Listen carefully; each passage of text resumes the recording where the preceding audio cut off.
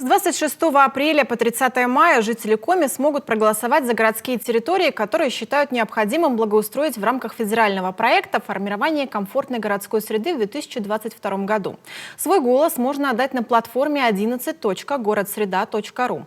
До онлайн-голосования жители каждого муниципалитета сформировали предварительный список территорий, которые, на их взгляд, необходимо привести в порядок. Сосногорцы, например, предложили 6 зон. Елена Кононова знает подробности.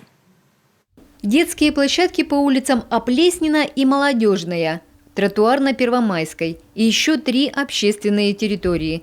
Это те места, которые, по мнению сосногорцев, необходимо привести в порядок. Новый асфальт, новую дорогу. И асфальт можно положить, вообще благоустроить, чтобы был хоть более приличный вид.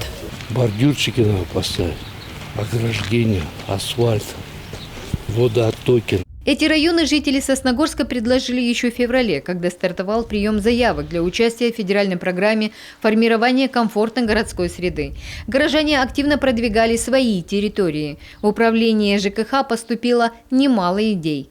Вариантов было очень много. Сосногорцы молодцы. В письменном виде, звонками, по электронной почте высказывают свое мнение, предлагают свои предложения. Что из них попадет в программу, зависит от самих горожан. Им предстоит проголосовать с 26 апреля по 30 мая. Собравшая большинство голосов территория и будет благоустроена в 2022 году. Никто, кроме нас с вами, не знает Сосногорск лучше.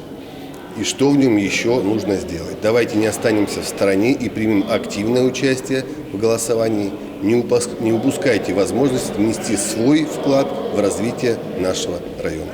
Эффективность программы формирования комфортной городской среды очевидна. За 4 года ее действия в Сосногорске преобразились 5 общественных территорий. Сквер Победы, площадь имени Гагарина, мини-парк Гномики, сквер влюбленных, площадь имени Ленина в Нижнем Одессе и Стелла в селе Усть-Ухта. А этим летом здесь облагородят сквер памяти жертв политических репрессий и территорию вокруг Дома детского творчества. Главное, что именно сами люди выбирают, что и где в первую очередь надо отремонтировать, чтобы город стал лучше и комфортней. Елена Кононова, Полина Бастракова, Евгений Юрин, телеканал Юрган, Сосногорск.